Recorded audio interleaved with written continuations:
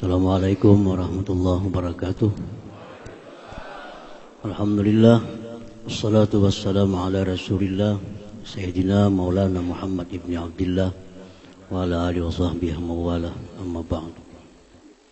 Yang kita hormati, kita muliakan para habaib dan para alim ulama, wabil khusus Fadilatul Ustaz Al-Haj Abdul Samad LCMA dari Pekanbaru, Syekh Muhammad Abdul Rashid dari Pekanbaru, dan Syekh asal Banjar Al-Makki. Yang kita hormati Bapak PLT Bupati Sulawesi Tengah, Bupati Kabupaten Balangan, serta seluruh pejabat di lingkungan kedua kabupaten. Yang kita hormati Bapak Kapolres, Bapak Dandim, Kajari, dan para pejabat lain yang hadir pada saat ini. Hadirin hadirat sekalian yang dimuliakan Allah. Dalam kesempatan ini kami selaku tuan rumah mengucapkan terima kasih yang sebesar-besarnya kepada Ustadz Haji Abdul Samad LCMA atas kesediaan beliau memenuhi harapan kita untuk bisa berjumpa di sini, memberikan tausiah kepada kita semua. Dan kita doakan kepada Allah Subhanahu wa taala, Anallahu al-Karim yutawwilu umrah wa yu'afiyah wa yusahhila umurah wa yahfazahu minal bala wa min syarril hasidin wal zalimin wal makirin wal kafirin, amin ya rabbal alamin. Dan pula terima kasih kepada semua pihak yang tidak dapat disebutkan satu persatu, yang mana dengan bantuan semuanya acara pada pagi hari dapat berjalan dengan baik dan lancar insyaallah taala. Semoga Allah membalaskan kebaikan semua dengan balasan yang berlipat ganda, amin ya rabbal alamin. Dan juga kami selaku tuan rumah mohon ampun, maaf terutama kepada tamu kita Ustadz dan rombongan kalau ada hal-hal yang tidak nyaman atau kurang nyaman dalam pelaksanaan acara ini. Walafu minkum. Demikian kiranya sambutan. Wallahul hadi ila siratil mustaqim. Assalamualaikum warahmatullahi wabarakatuh. Acara yang kelima, kembali kita dengarkan bersama-sama pembacaan ayat-ayat suci Al-Quran oleh Hafiz Muhammad Abdul Rashid dari Pekanbaru, Riau.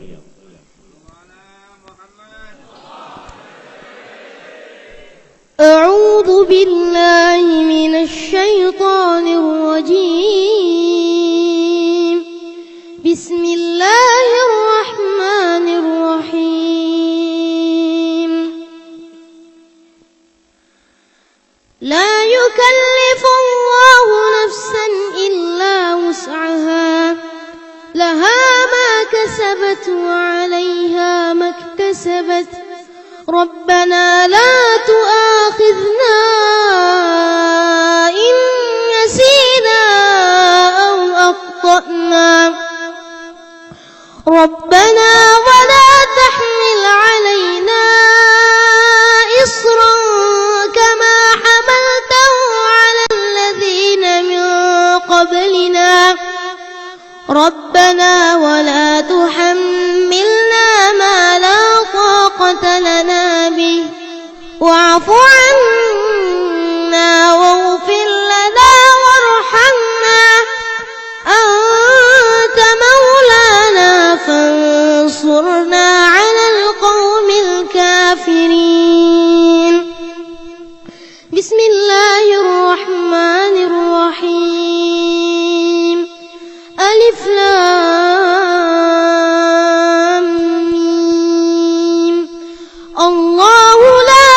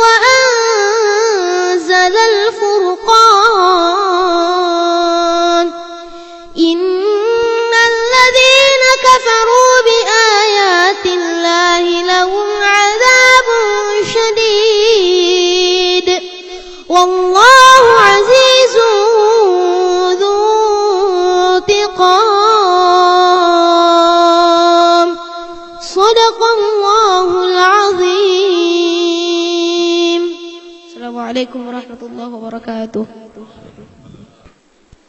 Assalamualaikum warahmatullahi wabarakatuh.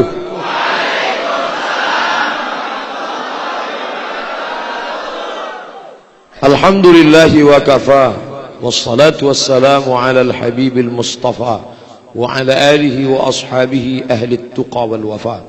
Subhanaka la ilma lana illa ma 'allamtana innaka antal alimul hakim. Rabbi shrah li sadri wa yassir li amri wa hlul 'uqdatam min lisani yafqahu qawli.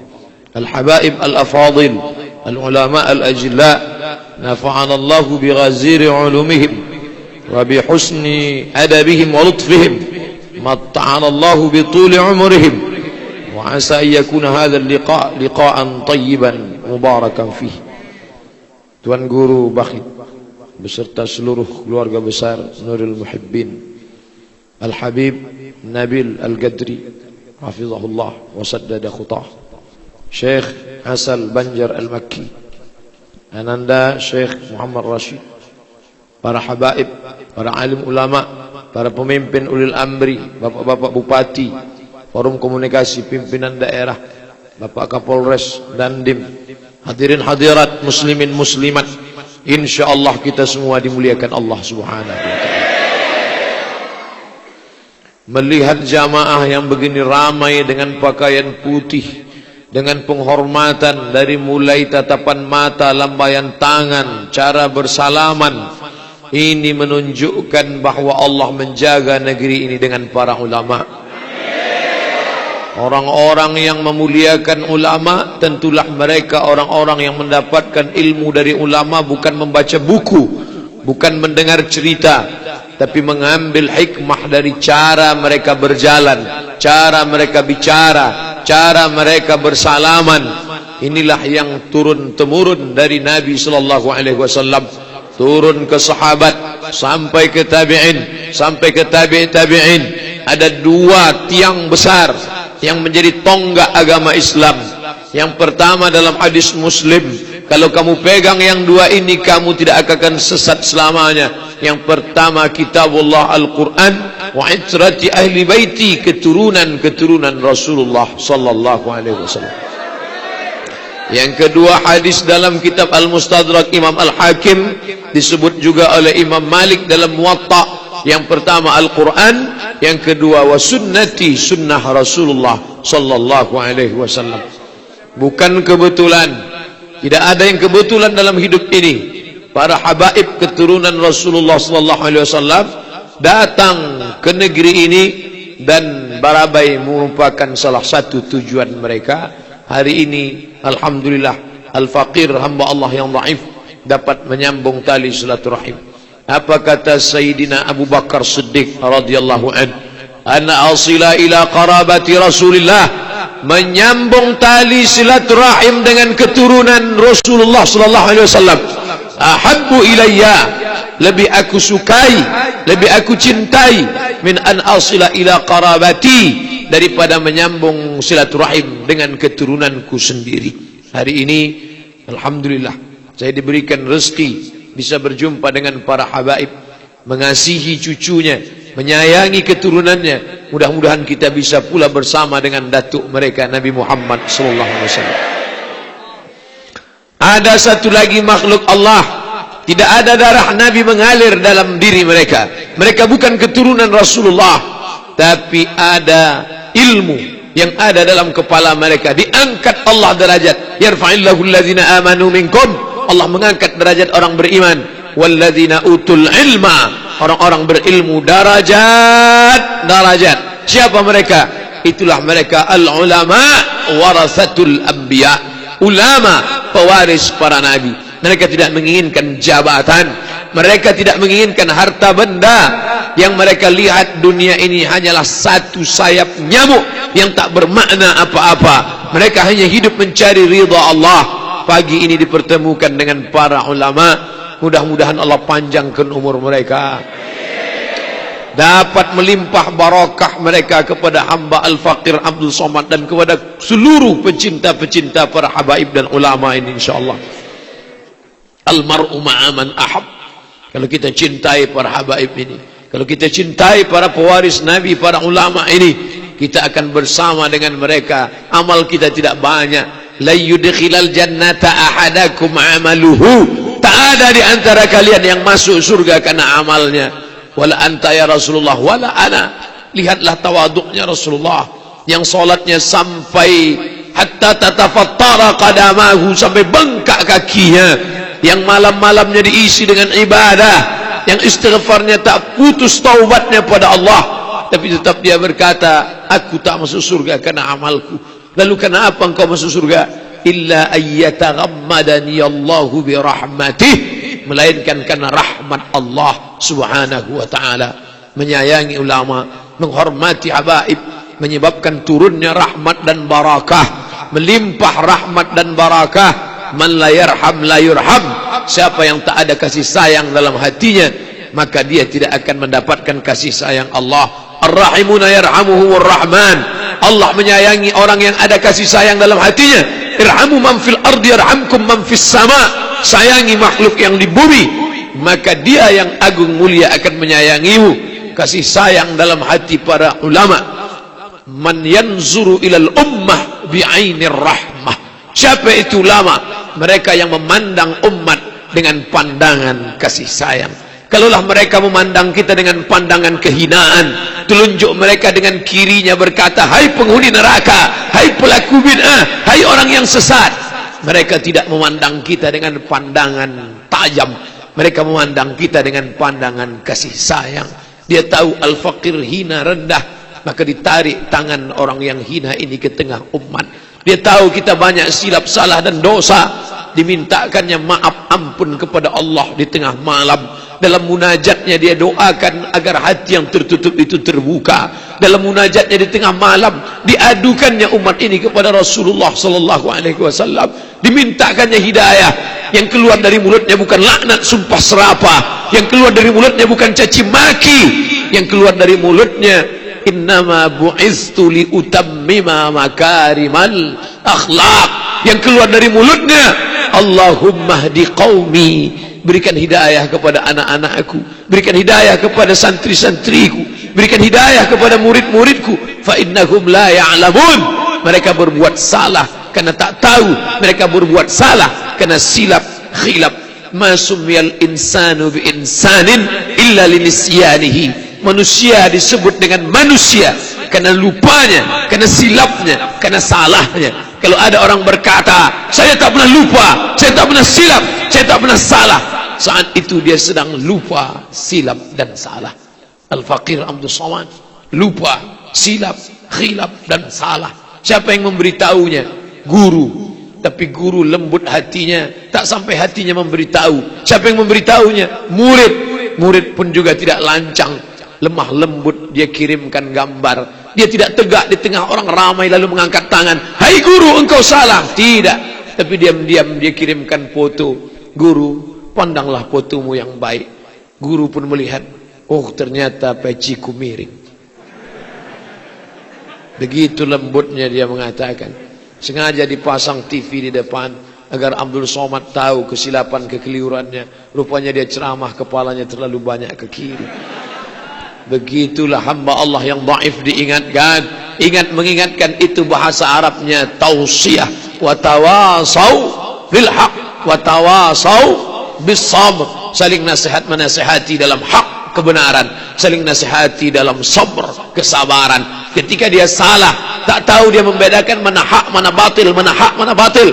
Dulu jelas, ini hak, ini batil, ini batil, ini hak. Sekarang zaman sudah berbeda. Yang batil tak tampak batil, bahkan mirip seperti hak. Yang satu hak, yang satu hoax. Banyak yang tak tahu membedakan. Allahumma arinal haqqa haqqa. Tunjukkan pada kami yang hak itu adalah hak. Warzuqna ittiba'ah. Berikan kami kekuatan mengikutinya ya Allah. Wa arinal batila batila. Tunjukkan pada kami yang batil itu batil, yang batil itu salah. Warzuqna ijtinabah. Berikan kami kekuatan untuk menjauhinya. Karena hari berganti, musim berubah. Yang hak tak lagi nampak hak, yang batil. Saking banyaknya orang hak diam, maka orang batil menyangka dirinya hak. Tak lagi dapat membedakan mana betul, mana salah. Yang betul dikatakan betul batil, yang batil dikatakan betul, betul batil, betul batil, betul batil, sehingga bercampur aduk di mata mereka. Masih ada guru-guru yang ikhlas, yang murni, tatapan matanya tak dapat dikelabui oleh pencitraan, tatapan nur batin hatinya tak bisa dibohongi oleh baleho gambar penipu dusta. Tampak wajah putih berseri, rupanya Photoshop punya kerjaan. Ittaqu firasatal mu'min, takutlah kalian pada firasat orang beriman. Fa innahu yanzur, dia memandang bukan dengan pandangan mata. Fa innahu yanzuru binurillah, dia memandang dengan cahaya Allah Subhanahu wa taala. Man lam yaj'alillahu lahu nuran, siapa yang tidak diberi Allah cahaya, fama lahu min nur, tak ada cahaya dalam dirinya, gelap. Innaha la ta'mal absaru, yang buta itu bukan ini, yang buta itu bukan absar, yang buta itu bukan mata, walakin ta'mal qulubul lati fis sudur, tapi yang buta itu adalah yang ada di dalam dada, fis sudur, di dalam dada. Apa itu? Dan setan berbisik di sana. Setan tidak berbisik di telinga, setan tidak berbisik di mata. Di mana setan berbisik? Allazi waswisu fi sudurin nas. Itulah yang dimintakan oleh Sayyidina wa Maulana Muhammad sallallahu alaihi wasallam. Allahumma ja'al fi qalbi nura, wa fi sam'i nura, wa fi basari nura, wa an yamini nura, wa an yasari nura, wa min amami nura, wa min fawqi nura, wa min khalfi nura, wa min fawqi nura, wa min tahti nura, waj'al li nura. Dalam riwayat lain, waj'alni nura, berikan aku cahaya, nur, cahaya di atas cahaya. Allah menerangi hambanya dengan cahaya itu.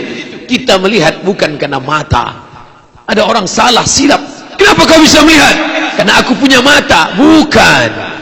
Kalau betul engkau bisa melihat dengan mata, datanglah ke masjid ini nanti malam, matikan semua lampu, buka matamu, pandang. Bisakah engkau melihat? Tidak. Maka sesungguhnya engkau melihat bukan karena mata. Lalu melihat karena apa? Melihat karena cahaya. Kita bukan melihat dengan mata. Begitu adinda saudaraku Syekh Asal Banjar Al-Makki membaca Quran, yang pertama saya lihat adalah matanya. Saya tatap matanya, matanya tertutup, dia tidak melihat apa-apa, tapi ayat keluar dari mulutnya. Kita mata terbuka tapi tak bisa mengatakan apa-apa.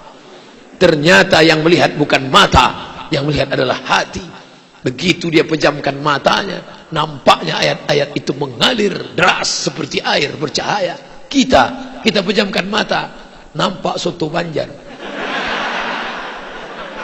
Betapa selama ini kita sudah mengotori kepala kita.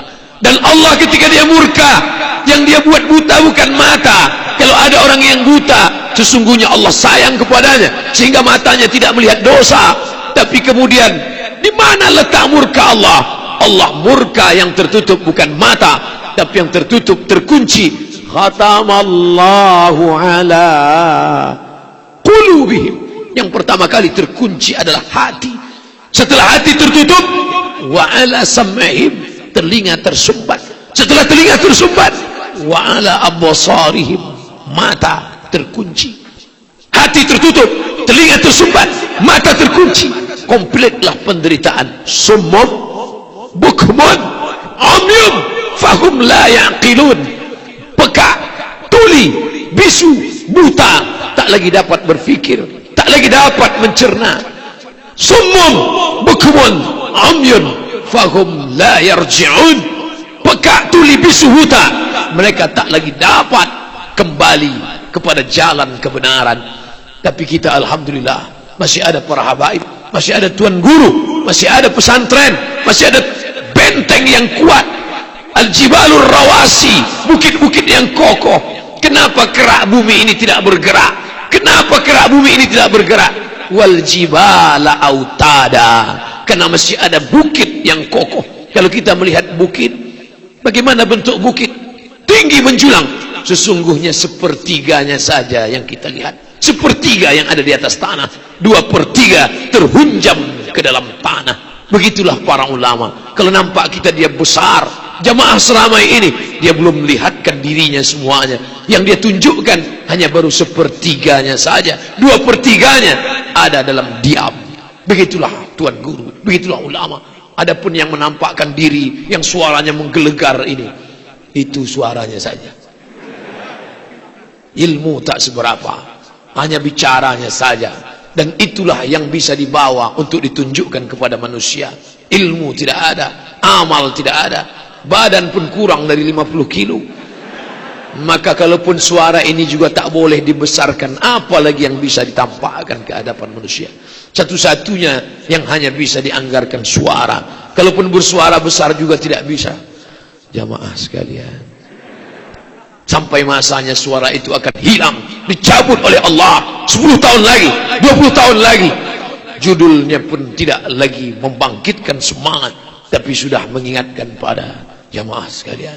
Kajian kita petang ini, bagaimana menjawab malaikat mungkar nakir. Tapi hari ini kita masih bersemangat. Siapa yang memberikan? Tu'izzu man tasha. Kalau engkau tinggi, dia yang meninggikan. Tu'izzu man tasha. Dan kalau dia mau kau jatuh, wa tuzillu man tasha. Biadikal khair. Di dalam genggaman kudrat iradatmu ada segala sesuatu. Wa huwa ala kulli syai'in qadir. Itu yang kita tanamkan selesai sholat tadi. La ilaha illallah la syarikalah, lahul mulku. Dia yang punya kerajaan, dia yang punya kekuasaan. Walahul hamdu. Dia yang punya puji-pujian. Yuhyi, dia yang menghidupkan. Wa yumit, dia yang mematikan. Wa huwa ala kulli syai'in qadir. Berapa kali kau baca? 10 kali. Nampaknya 10. Sesungguhnya ada 50. Karena 5 dikali 10, lahul mulku wa lahul hamdu yuhyi wa yumit wa huwa ala kulli syai'in qadir. Kau dengar dengan telingamu, kau tatap dengan matamu, kau tancapkan ke dalam jantungmu sampai ke otak dan sumsummu, maka hilang sombongmu, hilang angkuhmu, karena kau hidup karena dia. Hanya 2 kali tarikan nafas. Sekali kau tarik, sekali kau hembuskan. Sekali kau tarik, sekali kau hembuskan. Andai kau tarik dan tak kau hembuskan lagi, atau kau hembuskan dan tak dapat menarik lagi, selesailah riwayat engkau. Tinggal baju seragammu, baju tentara, baju polisi, kain sarungmu, baju putihmu, baju kokomu, sorbanmu, ASN-mu, PNS-mu. Selesai, tamat riwayat. Datang dokter puskesmas, merasa lehermu tak ada denyut nadi, dia rasa hidungmu tak ada hembusan nafas. Jadi gimana dok? Bungkus. Mana jas dasi pakaian kebesaran? Kenapa dia disebut pakaian kebesaran? Ustadz, mengapa disebut baju itu pakaian kebesaran? Karena ukurannya XL. Tapi sampai masanya baju itu tinggal. Lalu mana yang akan kau bawa? Bukan kain yang berjahit. Jangankan jahit tengah, jahit pinggir pun tidak. Tidak dipotong pakai gunting, digigit. Setelah digigit dirobek. Setelah itu engkau pun digulung di dalam. Matamu yang selama ini kau melangkah kaki tegap, yang selama ini tanganmu mengayunkan tangan, yang selama ini suaramu menggelegar, belum engkau berkata karena jabatanmu tinggi, karena kau hebat, belum lagi engkau pidato, belum lagi engkau memberikan arahan. Baru engkau batuk saja, anak mudahmu, anak-anak muridmu, anak-anak buahmu, kaki tanganmu sudah mencret semuanya. Baru engkau batuk saja, mereka sudah ketakutan. Tapi sampai masanya, jangankan menghayunkan tangan, jangankan melangkahkan kaki, jangankan untuk batuk dan berdeheb, memejamkan mata pun engkau tidak sanggup. Saat ruh keluar dari mulutmu, saat ruh berhembus dari hidungmu, saat itu matamu melotot melihat dia keluar. Sampai besok pagi tak dapat tertutup. Istrimu terbangun pun ketakutan melihat engkau yang selama ini berkata buah hati belayan jiwa. Sebentar saja kau pergi, apa kata mereka? Setengah napasku hilang. Tapi sampai masanya melihat matamu melotot, dia ketakutan. Dia datang ke masjid mencari imam. Tuan imam, tolong datang ke rumah. Kenapa? Suami saya matanya tak tertutup dari tadi malam. Imam yang selama ini kau sepelekan, imam yang selama ini kau ejek. Kalau imam mau ke masjid, kau lambaikan tangan, Pak Imam. Selama ini kau ejek, tapi dia rendah hati, dia tutupkan matamu. Padahal kalau dia mau sombong, kalau dia mau aku tidak mau, tutup sendiri. Tapi saat itu imam yang baik hati memejamkan matamu. Allahumma ghfir li abdis samad warfa' darajatahu ma'al ghabirin, inna lillahi wa inna ilaihi raji'un. Sampai masanya orang lain yang menutupkan matamu. Padahal perbuatan yang paling ringan bukan melangkahkan kaki, bukan mengayunkan tangan. Perbuatan yang paling ringan memejamkan mata. Oleh sebab itu, latihanlah memejamkan mata hari ini. Kalau ada nampak jamaah guru mengeluarkan suara menggelegar, tapi dia memejamkan mata, jangan suudzon, mungkin dia sedang latihan. Karena sampai masanya nanti dia tak lagi dapat memejamkan mata. Saat itu dia melotot. Hari ini orang melotot, dia memejamkan mata. Tapi sampai masanya nanti orang memejamkan mata, dia melotot. Karena tak dapat. Begitulah manusia yang rendah, yang hina, dipanggil bolak-balik, hayya 'alas shalah,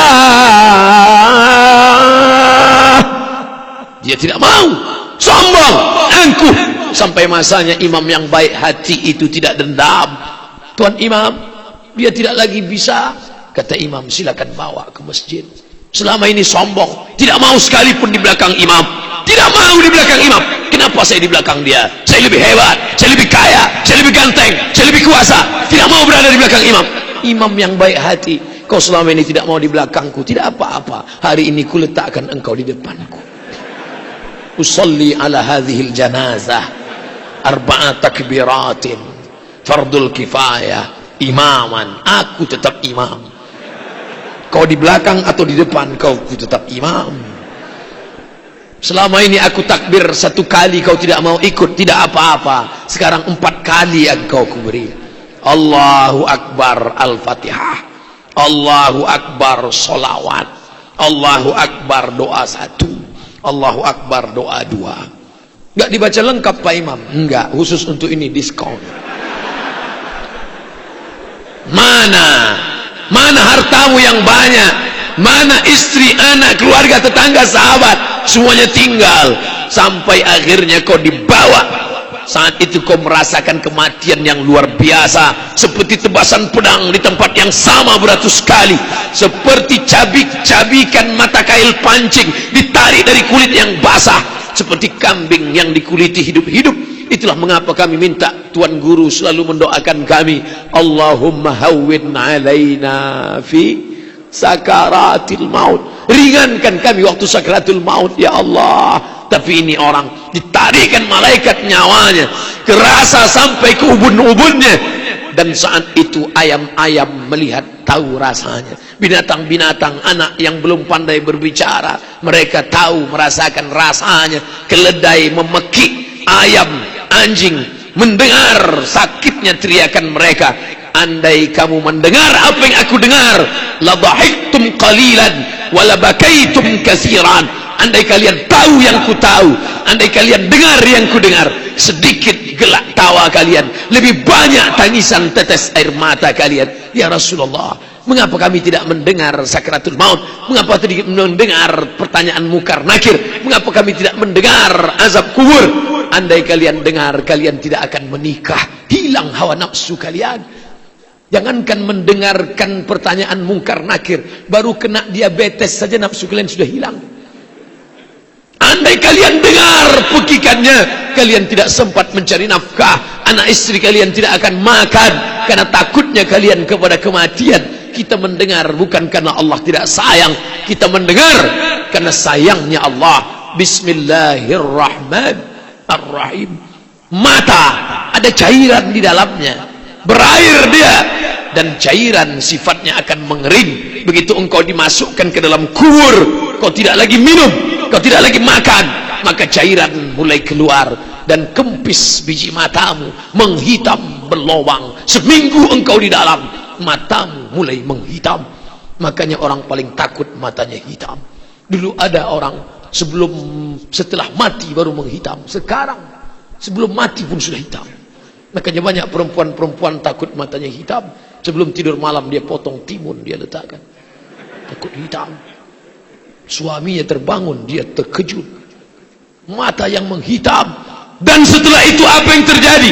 Ususmu membusuk, dalam lambungmu angin masuk, dan saat itu menggelembung itu perut, dan sebulan lamanya meletus, pecah, nanah, kotor, bau, najis, hina. Itulah yang selama ini kau jaga, kau bangga-banggakan, dan berakhir dengan kenistaan, kekotoran, kenajisan. Ada satu makhluk yang hina, tidak bisa di atas tanah karena dia tidak punya kulit, tidak bisa di atas tanah karena dia tidak punya kaki, dia tidak punya kulit, dia tidak punya kaki, dia tidak punya telinga, dia tidak punya mata. Ini binatang luar biasa, ini binatang kotor, menjijikkan. Berapa banyak orang membunuhnya, menusukkannya ke dalam mata kail pancing. Apa itu? Cacing. Wahai kalian yang selalu membunuh cacing, hati-hati, cucu-cucunya akan membalas.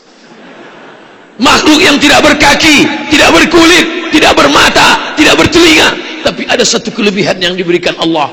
Mungkin aku tidak punya kaki, tapi hidung penciuman yang luar biasa, hidung yang paling tajam, mengalahkan hidung anjing herder adalah cacing. Kenapa tidak cacing saja yang dipakai polisi untuk menghirup bau narkoba? Kenapa di airport itu dipakai anjing? Karena cacing tidak bisa berlari, hidungnya tajam, lebih tajam daripada penciuman binatang hina anjing. Kenapa? Allah Ta'ala Maha Adil. Kau boleh jadi tidak bisa mendengar, tapi hidungmu yang tajam luar biasa. Berapa jarak penciuman? 1 kilometer. Kalau dikubur Abdul Somad di sini, maka jarak 1 kilometer keliling, cacing-cacing sudah mencium. Mereka akan mengajak kawan-kawannya, brownies sudah siap. Mereka akan menyerang. Mana yang kau jaga selama ini? Kau beri makan pagi, kau beri makan siang, kau beri makan malam. Ototmu tegap, bergizi, bangga. Kau tunjukkan di hadapan orang banyak. Bahkan mungkin kau juara. Ada yang juara musabaqah tahfiz Quran, ada yang musabaqah tajwid, ada musabaqah fahmil Quran. Ini orang musabaqah otot internasional, berotot tegap dan perkasa, tapi sebenarnya hanyalah setumpuk daging busuk yang akan dimakan cacing tanah. Ini membahagiakan kita yang tidak terlalu berotot. Akhirnya kau akan mati juga, dimakan cacing tanah, perlahan tapi pasti, tulang belulang hancur berkeping. Pertama, daging, kulit, darah, kuku, bulu, rambut hancur. Tapi ada satu yang tidak hancur, azmul dhanab, ekor 33. Entah kebetulan, tapi rasanya tak ada kebetulan. Mengapa subhanallah 33? Mengapa alhamdulillah 33? Mengapa Allahu Akbar 33? 33 mata rantai di ujung tulang belakang, berakhir di ujung satu yang tak hancur dimakan cacing tanah. Allah tunjuk, innama amruhu idza arada syai'an ayakula lahu kun fayakun. Manusia tegak berdiri kembali. Datang Asi bin Wa'il membawa tulang kering kerontang yang sudah hancur dan lapuk. Ya Muhammad, ayuhi rabbuka hadzal 'idhama ba'da ma baliya wa ramma? Apakah Tuhanmu bisa menghidupkan tulang yang sudah hancur kering kerontang? Bisakah ini hidup lagi? Nabi diam.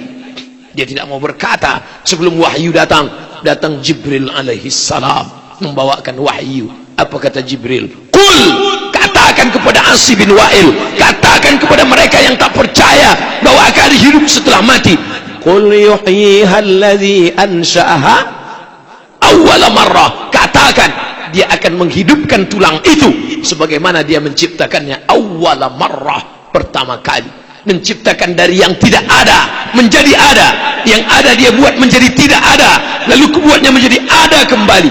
Kalau menciptakan yang tidak ada menjadi ada saja dia mampu, apalagi menciptakan yang pernah ada lalu dia buat menjadi tidak ada, dikembalikannya lagi menjadi ada. Itu mudah bagi dia. Maka kita akan tegak berdiri menghadap Allah. Berdiri menghadap Allah, tidak duduk. Abdul Somad dipersilakan duduk, Ustaz Somad persilakan duduk. Tapi kenapa di akhirat berdiri? Yaumal tafatis saqu bisaq. Hari itu betis bertemu dengan betis. Hari ini duduk, lutut bertemu dengan lutut. Tapi nanti di akhirat tegak. Karena kita bukan tamu kehormatan, kita bukan orang yang mulia, kita adalah para terdakwa yang akan dituntut. Di dunia kau terdakwa, kau bisa membela dengan lidahmu yang tak bertulang. Ditampilkan rekaman suara. Benarkah ini rekaman suara saudara? Sebentar saya dengar. Suara saudara mirip seperti suara saya. Nampaknya ada yang meniru-niru. CCTV, rekaman video, tampilkan ke dinding. Oh, memang gambar saya. Benarkah ini gambar saudara? Ya. Kalau begitu saudara pelakunya. Saya korban konspirasi politik. Hari ini lidahmu pandai berkata. Boleh jadi kau tak pandai bersilat, tapi bersilat lidah kau luar biasa. Ada yang tidak pandai bicara, diam saja, duitnya banyak. Dia sewa advokat. Advokat, bukan yang hijau pakai coklat itu. Advokat, pengacara, pembela, mengerti hukum, tapi membebaskan orang yang salah. Bayarannya per menit, per jam. Bela saya, bela saya. Yang penting saya bebas. Hari ini dengan hartamu, hari ini dengan lidahmu, dengan jabatanmu, dengan kuasamu. Tapi di sana nanti mulut terkunci. Al-yawma nakhtimu ala. Mulut terkunci. Kenapa mulut terkunci? Karena mulut inilah yang selalu membela. Tapi saat itu ada bahasa yang lugas. Bahasanya bahasa tulang yang lurus, tidak bisa dibengkokkan. Mulut yang selama ini membelok ke kiri, membelok ke kanan, dikunci. Al-yawma nakhtimu ala afwahim wa tukallimuna aydihim. Siapa yang akan menjadi saksi? Wa tashhadu arjuluhum.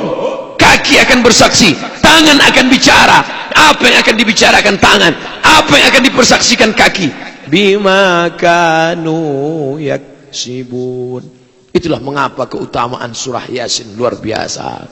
Kita lewat di kantor-kantor, mereka membaca Yasin.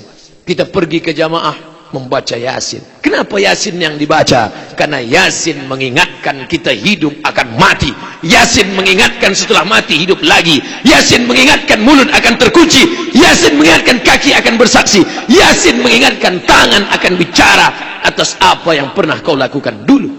Tapi dengan syarat membacanya, belajar maknanya, tafsirnya kepada Tuan Guru. Karena banyak juga yang membaca tidak tepat dan baca tak tahu makna. Baca pun ujung-ujungnya saja. Turja'un. Fayakun. Baik, tidak salah. Rubbatalil Quran wal Quranu yal'anu. Berapa banyak orang membaca Quran dilaknat oleh Quran. Alhamdulillah, hari ini masih kita jaga itu. Anak-anak kita belajar dari awal Iqra, mulai membaca Iqra, mulai membaca Al-Quran. Bahkan anak-anak kecil, Masya Allah, malu rasanya duduk bersanding. Tuan Guru, sebelah kiri lihat Tuan Guru, sebelah kanan Ananda Syekh Rasid, lanjut sebelah lagi Syekh Asal Banjari Al-Makki, orang-orang alim. Tiba-tiba kita berada di tengah mereka. Mau tidak mau, kamera mengambil gambar juga. Itulah enaknya di tengah orang-orang berilmu. Kenapa? Tak mungkin mereka ambil Tuan Guru saja kan? Pasti kita masuk juga di dalam. Apa maknanya? Abdul Somad kan guru? Tidak. Saya hanya talibu ilmin, pencari ilmu. Tak pernah niat saya mau mengajar. Kemanapun saya pergi, berangkat dari rumah, niat mau belajar. Kenapa niatnya tidak mengajar? Karena niat belajar mendapat pahala jihad. Man kharaja fi talabil ilmi. Siapa yang keluar rumah dengan niat untuk menuntut ilmu, fahuwa fi sabilillah hatta yarji'a. Sampai dia pulang ke rumah. Sampai kemari banyak yang bisa saya pelajari. Bagaimana tawaduknya para habaib, bagaimana rendah hatinya Tuan Guru, bagaimana mereka menyelamatkan, membimbing. Mereka tidak garang, mereka tidak kasar, mereka tidak mengatakan jangan salam-salam, jangan pegang-pegang, jangan salam-salam. Nah, Tuan Guru tak ada berkata kasar, jangan salam. Nah. Jadi bagaimana supaya jamaah tidak menghabiskan waktu bersalaman? Cukup tangan Ustaz dipegang. Gimana mau salaman? Lembut tapi pasti. Lebih baik lembut mengena daripada kuat tidak kena. Oh, enggak boleh salaman. Boleh. Al-Fakir Abdul Somad yang hina, yang rendah, mohon maaf. Banyak yang bersalaman tidak dapat. Berapa kaki yang terinjak tadi, berapa tangan yang tersentuh. Tidak ada yang bisa memaafkan. Andai mereka yang sakit hati itu menuntut di hadapan Allah, Kemana maaf akan dicari. Galah patah boleh disambung, kaca retak boleh direkat, hati yang sakit kemana maaf akan dicari. Oleh sebab itu maka sudikah kiranya tuan-tuan memaafkan silap dan salah Abdul Somad? Dah selesai. Lebih baik kita minta maaf di dunia daripada kita cari mereka di akhirat. Lalu siapa yang paling banyak bersalah di antara kita? Man kasura kalamuhu, siapa yang banyak bicaranya, kasura saktuhu, dialah yang paling banyak salahnya. Siapa yang paling banyak bicaranya, dialah yang paling banyak salahnya. Tadi selama acara ini siapa yang paling banyak bicara? Nampaknya mata sudah mulai tertuju kemarin. Saya bicara tadi jam 9 kurang 15. Sekarang jam 9 lewat 15. Sudah 30 menit. Saya bisa menebak berapa lama saya bicara dari rasa kesemutan kaki. Nah, ini setengah jam. Di mana-mana saya ceramah 60 menit. Setelah itu saya akan menjawab pertanyaan. Sebetulnya saya malu di pondok pesantren ini untuk bicara, untuk ceramah. Kalaulah bukan karena permintaan Tuan Guru, tidak mungkin saya berani bicara. Maka kita takabur, sombong, angkuh, bicara agama di tengah komunitas Nurul Muhibbin, bicara agama di tengah jamaah di negeri para ulama, sama dengan artinya mengajar itik berenang menggarami air laut. Kenapa Ustaz berani bicara di sini? Makanya semalam saya tanya, ceramah saya berapa kali? 3. Yang pertama di mana? Banjarbaru. Lokasinya di mana? Tanah Lapang. Alhamdulillah. Yang kedua di mana? Banjar. Lokasinya di mana? Tanah Lapang. Alhamdulillah. Yang ketiga di mana? Pesantren. Apa? Pesantren, ya. Mau bicara apa saya? Bicara saja semaunya. Siapa yang mengizinkan? Tuan Guru sudah beri izin. Oke, I'm coming. Kalau tidak ada izin kita tidak berani. Bagaimana adab-adab orang dulu? Jangankan bersuara lantang, jangankan bersuara keras, menatap mata pun tidak berani, tangan bersimpuh, duduk pun tidak berani bersila, duduknya duduk tasyahud awal, duduknya duduk iftirash. Bagaimana Jibril alaihissalam duduk di hadapan Nabi Muhammad sallallahu alaihi wasallam, duduknya duduk iftirash, tangannya di atas paha, matanya menunduk ke bawah. Begitulah adab di hadapan guru. Kenapa Abdul Somad berani tegak bersuara lantang? Karena sudah dapat SIM, surat izin bicara. Alhamdulillah. Ini kemuliaan seumur hidup akan diingat sepanjang masa. Nanti anak-anak saya akan bertanya, ayah pernah ke Kalimantan? Pernah. Di mana ceramah? Di Tanah Lapang. Iyalah, nggak ada ulama. Pernah ayah ceramah? Pernah. Di mana? Pesantren. Berani bicara di pesantren? Berani. Kenapa? Sudah disuruh. Bapak ibu saudaraku yang dimuliakan Allah Subhanahu wa taala, maka sampai hari ini dari mulai datuk moyang mereka sampai ke anaknya, sampai ke cucunya, majelis masih terjaga. Ini umat sedang dirusak, sedang dioboh-oboh, sedang dikacau. Abdul Somad yang merusak kepalanya tidak banyak. Abdul Somad kepalanya ini cuma dirusak oleh 5, unyil, ucrit, usrok, paogah, pradet. Dulu yang merusak kepala Abdul Somad tidak banyak, paling cuma 1, TVRI. Film barat cuma 1, Tuan Baron, Little Missy. Yang senyum berarti sudah tua. Film cuma 1 malam, itu pun setelah dunia dalam berita jam 9.30, setengah jam nunggu ngantuk. Ternyata mohon maaf malam ini tidak ada film karena ada laporan khusus Presiden Soeharto. Tapi hari ini masuk ke kampung-kampung, parabola 100 channel. Dulu orang nonton dari awal sampai akhir selesai. Sekarang tidak ada satupun yang ditonton. Main remote 1, 2, 3, 4, 5, 6 sampai 100. Ulang lagi 1, 2, 3, 4. Lama-lama mengantuk. Awalnya dia nonton TV, akhirnya TV nonton dia. Dulu orang kalau mau jumpa, mau bicara aib orang lain, datang ke rumahnya. Assalamualaikum, assalamualaikum. Bisa kita bicara? Mohon maaf, sakit gigi. Nggak jadi buat dosa, nggak jadi cerita aib orang lain. Sekarang sengaja aib itu ditontonkan. Aib pagi, aib siang, aib malam, aib sore, aib duha, aib malam, aib sore. Apa namanya? Infotainment. Ratingnya tinggi. Kenapa? Karena penontonnya banyak, iklannya banyak. Kenapa? Karena minatnya banyak. Luar biasa. Internet, Twitter, BBM, WhatsApp, Instagram, YouTube, Telegram, miligram, kilogram. Alhamdulillah, mereka yang ingin merusak umat ini, mari kita rusak mereka dengan WhatsApp. Kita rusak mereka dengan WhatsApp supaya mereka tidak ngaji, supaya jempol mereka asik bekerja saja, mulut terkunci, tangan bicara. Tapi ternyata WhatsApp mereka apa isinya? Hadiri tablik akbar di Nuril Muhibbin Barabai. Mari kita rusak mereka dengan YouTube supaya mereka menyaksikan lagu-lagu, supaya mereka menyaksikan video-video. Mari kita rusak mereka dengan YouTube. Ternyata yang mereka cari di YouTube apa? Mereka ketik search YouTube. Kamu cari apa? Itu yang sedang viewer itu. Cari apa? Itu yang videonya banyak. Siapa? Saya sangka mencari Ustaz Somad, Nisa Sabian.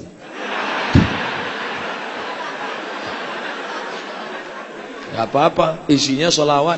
Ya asyiqal Mustafa abshir binailil muna. Bangga kita. Apa maknanya? Allah mau menunjukkan wa makaru wa makarallah. Mereka membuat tipu daya, dibalas Allah. Wallahu khairul makirin. Kalian sangka dengan WhatsApp kalian bisa merusak umat ini? Kalian sangka dengan www.youtube.com kalian bisa merusak umat ini? Terbalik, mereka sedang error, sedang pusing, bingung kita merusak umat ini. Kita rusak dengan WhatsApp, malah dia ngaji di grup WhatsApp. Kita rusak dengan YouTube, 4 giga habis dengan pengajian. Anak-anak kecil tahu Ustaz, anak-anak kecil tahu sholawat. Video Syekh Rashid, dari mana mereka tahu? Dari YouTube. Ustaz kenal dengan Syekh Asal Banjar Al-Makki dari mana? Dari YouTube. Saya tonton. Viral, seorang anak Indonesia yang dites oleh imam-imam Masjidil Arab, bahasa Arabnya, makharijul hurufnya luar biasa. Andai tak dilihat wajahnya, didengar saja suaranya, pasti orang akan mengatakan ini qori dari Arab. Tapi ternyata anak bangsa kita, bangga kita. Ditanya orang, Ustaz Somad kenal dengan yang dites di Makkah, imam di Makkah itu, namanya Syekh Asal Banjar Al-Makki. Oh kenal, satu negara dengan saya, orang Indonesia. Orang Indonesia itu. Ustaz di mana? Sumatera. Dia di mana? Kalimantan. Dekat Ustaz. Ya 3 jam lah naik pesawat. Bangga aku menjadi anak Indonesia. Kenal dengan imam di Makkah, makmumnya orang Arab, makmumnya orang Makkah, dia di depan. Al-alimu kabirun wa in kana saghiran. Orang berilmu besar walaupun dia kecil, usianya masih muda, jenggotnya aja belum tumbuh. Tapi dia besar di tanah suci Makkah. Kenal kalian dengan dia? Ya. Pernah Ustaz ketemu? Belum lagi. Tapi begitu bertemu, langsung saya minta foto. Saya kasih kamera, foto. Langsung. Nanti kalau ada yang nanya, kenal sama itu, ini foto. Bangga kita.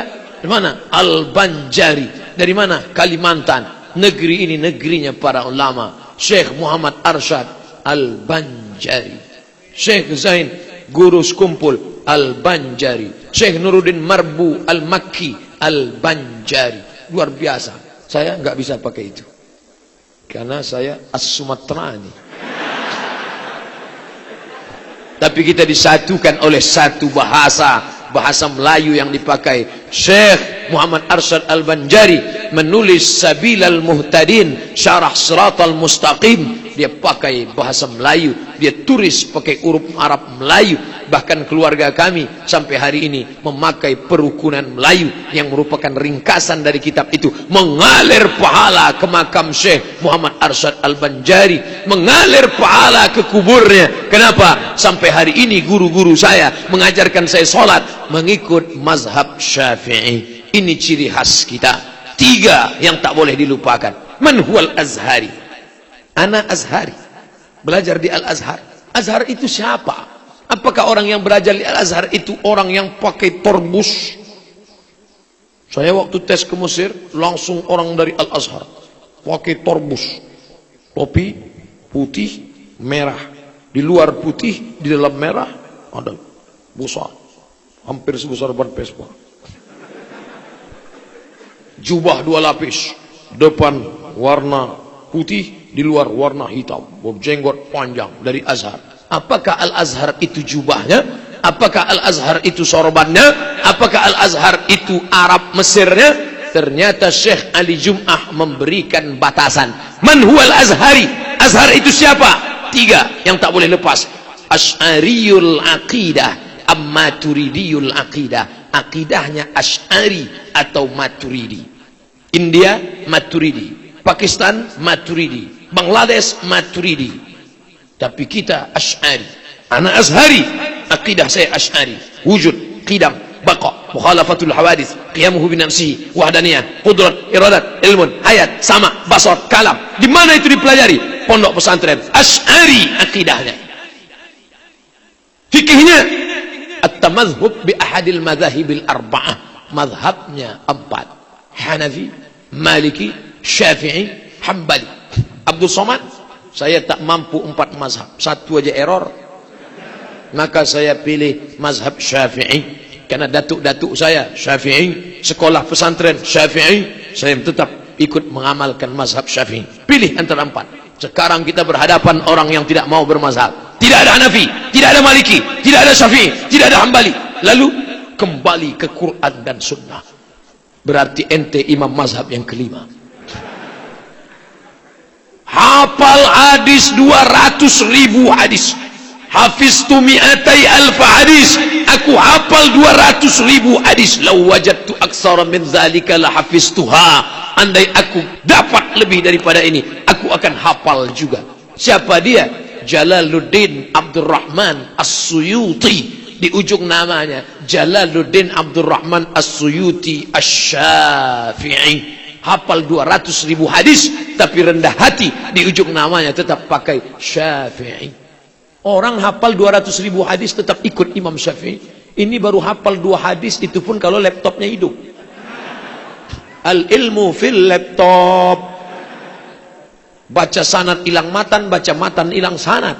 Mau mengatakan kembali ke Quran dan Sunnah, ente waras.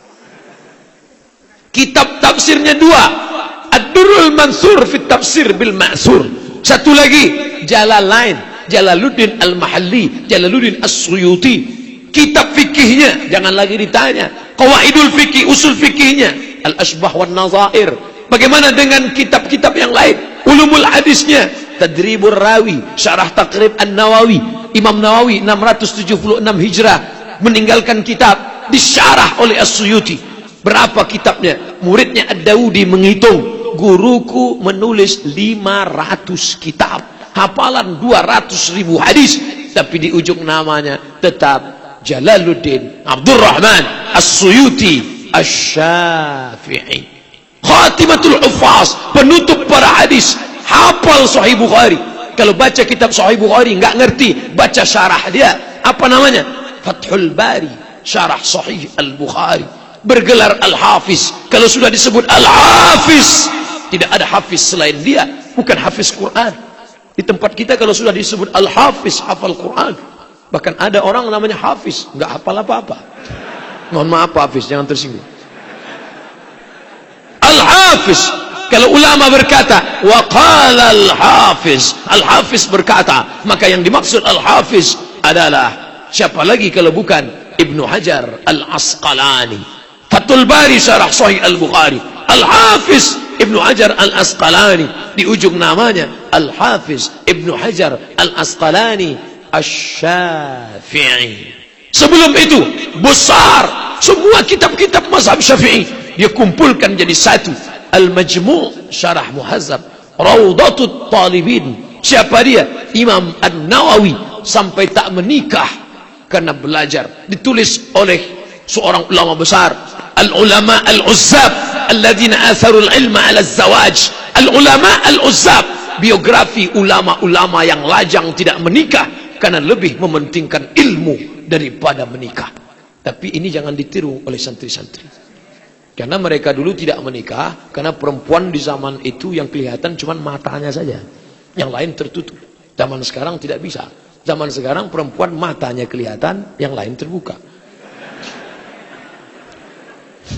Imam An-Nawawi, bagaimana tidur Imam An-Nawawi? Nawawi mengaku 2 tahun penuh tidurnya hanya di atas meja sambil menulis. 2 tahun lamanya. Begitu dia mengantuk, dia tertidur.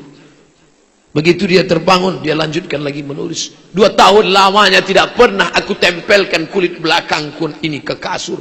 Begitulah ilmunya. Tapi di ujung namanya, siapa dia?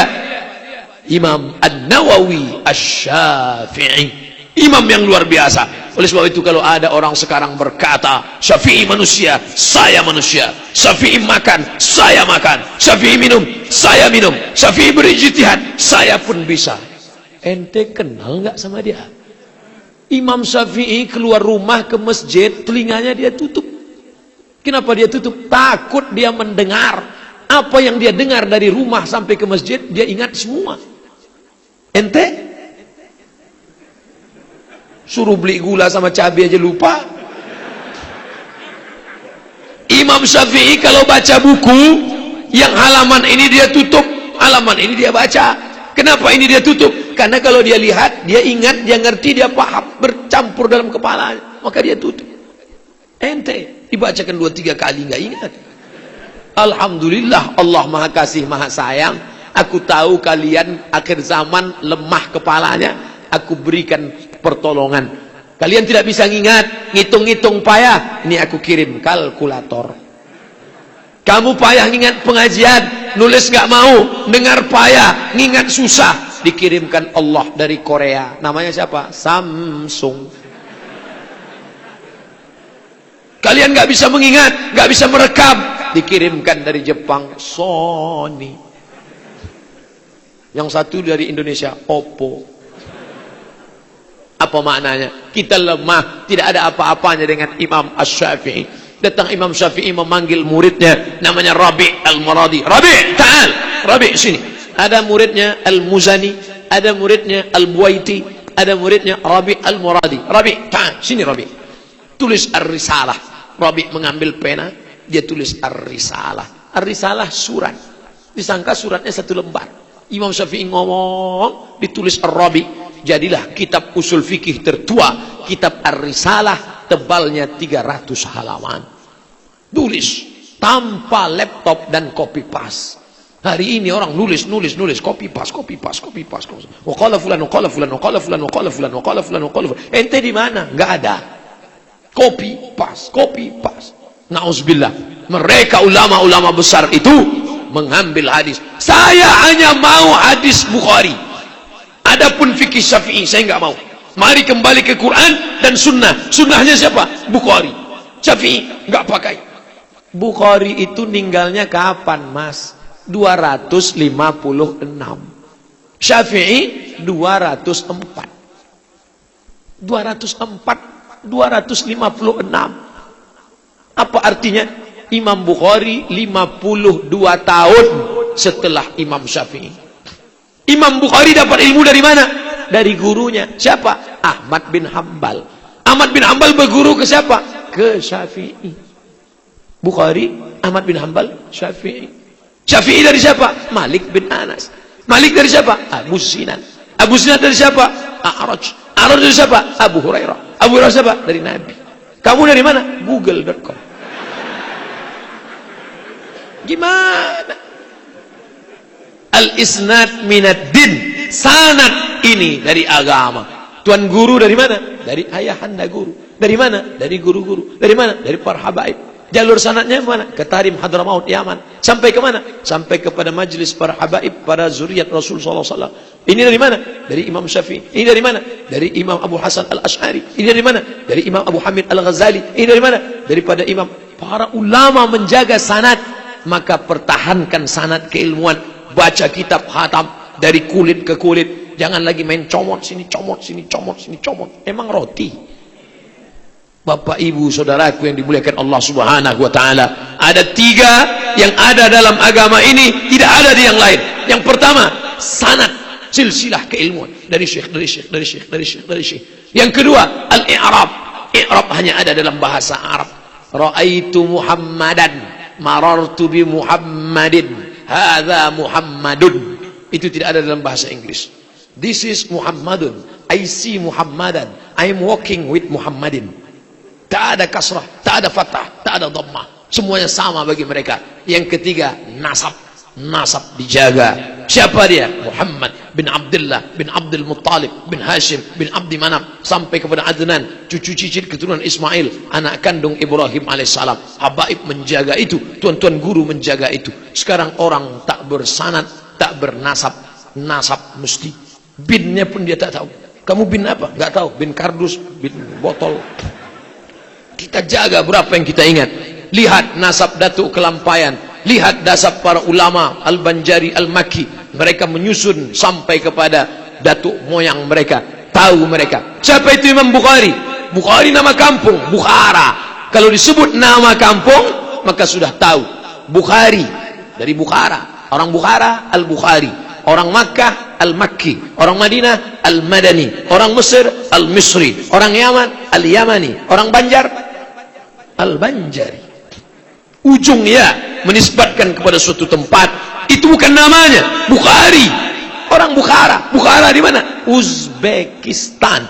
Dijajah oleh Uni Soviet. Uni Soviet menjajah mereka. Rusia, kemudian hancur Rusia, berkeping, bangkit lagi Islam di Uzbekistan. Siapa dia? Muhammad. Nama ayahnya Ismail, nama datuknya Ibrahim, nama kakeknya Mughirah bin Bardisbah. Muhammad bin Ismail bin Ibrahim bin Mughirah bin Bardisbah. Bardisbah mu'allaf, masuk Islam, tapi dia tak berkecil hati. Dia tidak Arab, dia tidak asli, dia tidak pernah, dia bukan keturunan orang mulia biasa saja, tapi Allah memuliakan dia. Terlahir dalam keadaan buta.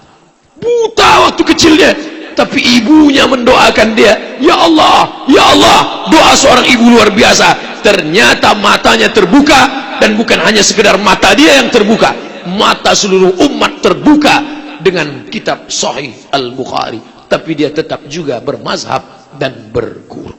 Jadi kalau ada orang mengatakan saya mau ikut Sahih Bukhari tapi tidak ikut fikih Syafi'i, periksalah baik-baik. Bagaimana Imam Bukhari pun mengambil tidak langsung kepada Imam Asy-Syafi'i. Nah, bahwa ada fikih berbeda, ya.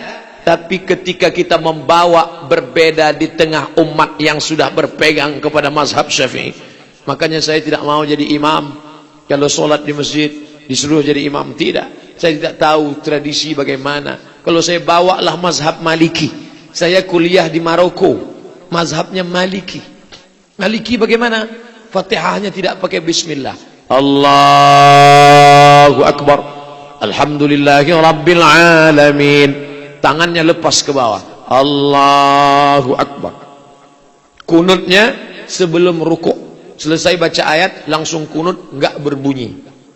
Andai itu saya bawa di masjid dekat rumah saya.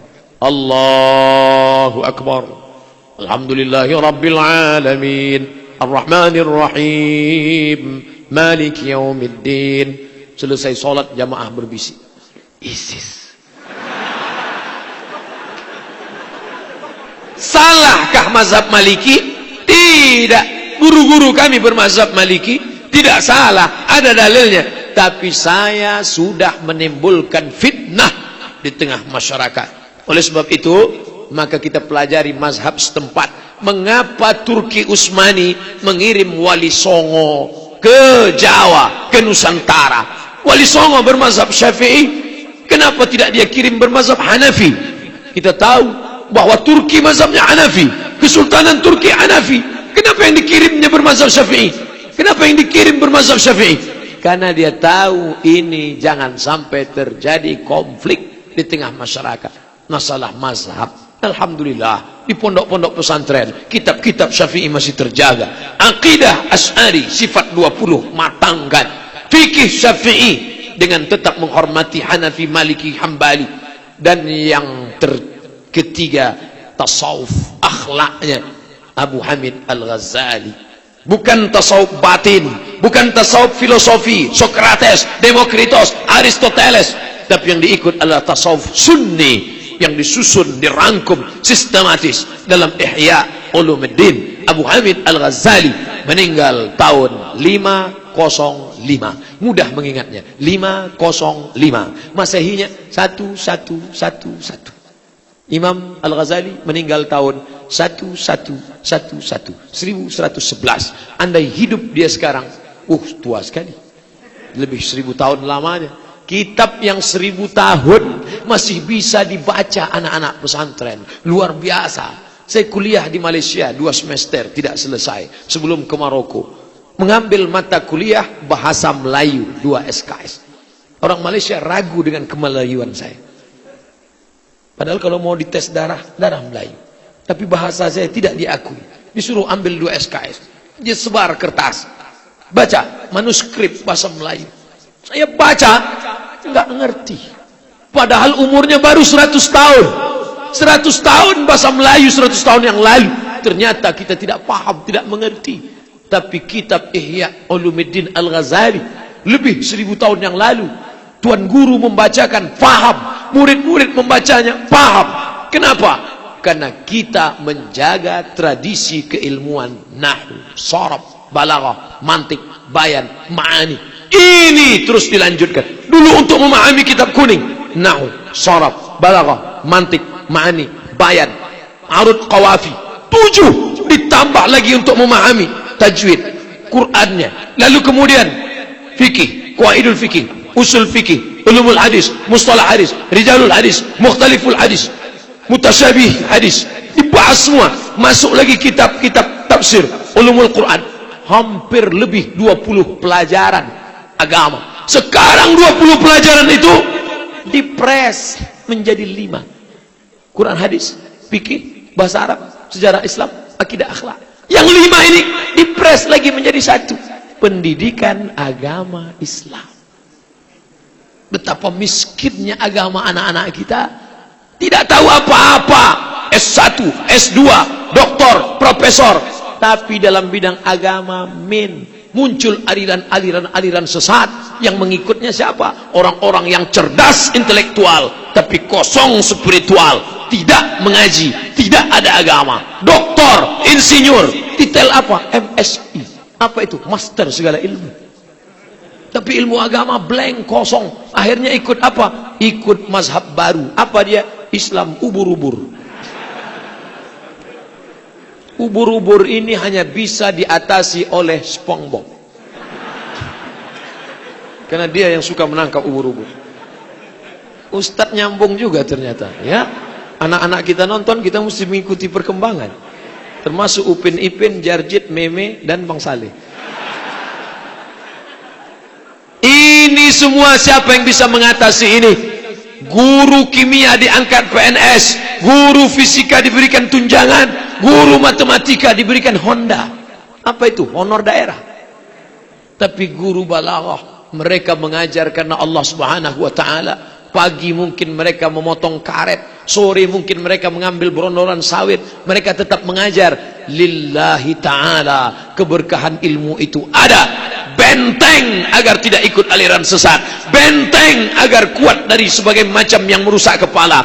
Pondok pesantren sekarang yang merusak macam-macam, datang PKI, datang sekuler, datang liberal, datang aliran sesat, datang khawarij, datang murjiah, datang qadariyah, datang mu'tazilah, datang khalqil Quran, datang macam-macam, merusak kepala. Dulu kiai, ustadz, tuan guru melarang, buku ini jangan bawa ke pesantren, buku ini jangan masuk pesantren, buku ini nanti merusak. Guru tahu buku itu, dia tidak mau murid-muridnya rusak. Sekarang mana buku yang dilarang, itu yang pertama mereka cari. Jangan baca buku ini merusak. Langsung dia cari www.google.com, langsung dia baca. Kalau kita katakan jangan dengar ceramah Syanu, merusak, langsung dia cari di YouTube. Siapa tadi namanya Ustaz Syanu? Langsung dia dengar. Oh, menarik juga nih. Kalau tidak kuat akidah Asy'ariyah, dia akan terikut-ikut Qadariyah, akan terikut Jabariyah, akan terikut Mu'tazilah, akan terikut Syiah, akan terikut Khawarij, akan akan terikut liberal, akan terikut sekuler, akan terikut komunisme. Na'udzubillah. Tapi kalau dia sudah tamat pesantren, dia belajar ilmu munazarah, ilmu berdebat. Kenapa? 3 dia pelajari. Ud'u ila sabili rabbik bil hikmah, akhlaknya santun. Perbuatannya wal mau'izatil hasanah. Tapi kalau diajak debat, jangan macam-macam. Wajadilhum billati hiya ahsan. 3 dia punya. Kata-katanya santun, perbuatannya hikmah. Tapi kalau diajak berdebat, siap debat. Datang orang berdebat. Siapa nama nabi kamu? Nabi kami Muhammad. Yakin nabi kamu Muhammad? Ya. Baca nih ayat. Ya'ti min ba'dismuhu Ahmad. Nah, Muhammad apa Ahmad? Iya juga ya. Dia tidak pernah belajar. Tapi kalau dia belajar pesantren, siapa nama nabi kamu? Muhammad. Ini Ahmad. Di bumi masyhur Muhammad, di langit masyhur Ahmad. Enti baru cuma 2 yang tahu, Ahmad sama Muhammad. Ada Yasin, ada Toha, ada Al-Hashir, ada Al-Aqib, ada Al-Fatih, ada Al-Khatim. Itu dia semua. Wah, hebat. Dari mana? Baru tahu ente. Casing metal isi pesantren. Luar biasa. Nah, berikan dia. Ini orang-orang mendebat anak-anak kita. Siapa nama nabi kamu terakhir? Muhammad. Nih, Ahmad. Oh, jadi kalau ada nama di situ berarti nabi. Iya. Jadi nabi terakhir bukan Muhammad. Bukan. Siapa nabi terakhir? Ahmad. Kalau begitu ada lagi setelah Ahmad. Siapa? Nasrullah. Mana? Ini. Iza jaa Nasrullah.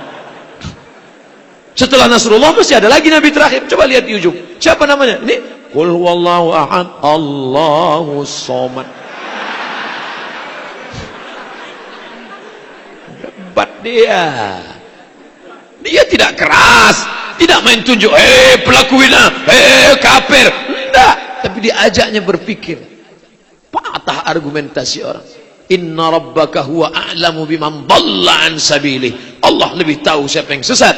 Wa huwa a'lamu bil muhtadin. Ngaku-ngaku nabi. Saya adalah Jibril yang diangkat Allah untuk membawa wahyu di akhir zaman. Kata siapa? Lia Eden.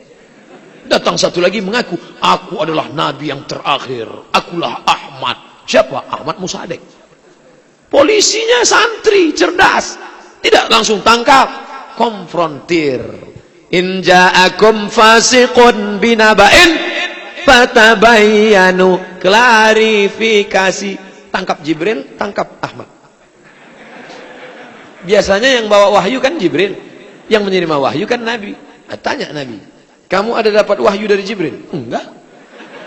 Jibril ada bawa wahyu kepada Nabi? Enggak. Kalau gitu dua-duanya bohong, tangkap. Santri cerdas jadi polisi, bermanfaat. Manajemen konflik. Manajemen konflik, ngerti masalah. Jadi Kapolres, jadi Polsek, jadi petugas keamanan, jadi intel di tengah masyarakat. Dia ngerti. Kelahi orang di masjid. Kelahi gara-gara apa nih? Gara-gara zikir jahar dengan zikir sir. Yang satu mengatakan subhanallah, subhanallah, subhanallah, subhanallah. Yang satu mengatakan gak boleh kuat-kuat. Akhirnya kelahi. Siapa yang menyelesaikannya? Pak Kapolsek. Kenapa kelahi di masjid? Yang satu mengatakan, mengapa zikir kuat-kuat? Memang Tuhan peka. Allah kan tidak tuli. Allah tahu apa yang ada dalam hati kita. Maka gak perlu kuat-kuat. Tengok ayat Quran. Wadhkur rabbaka fi nafsika. Sebutlah Tuhanmu dalam dirimu. Jangan kuat-kuat.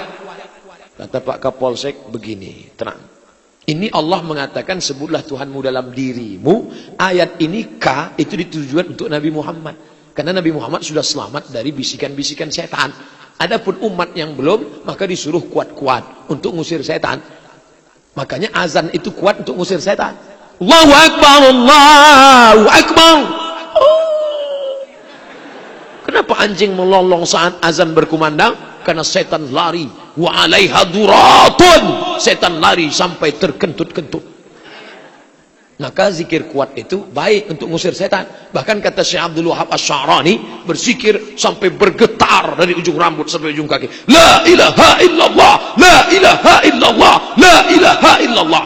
Yang kedua, jawabannya, wazkur rabbaka, ayat ini turun di Makkah. Di Makkah zikir kuat-kuat nggak boleh.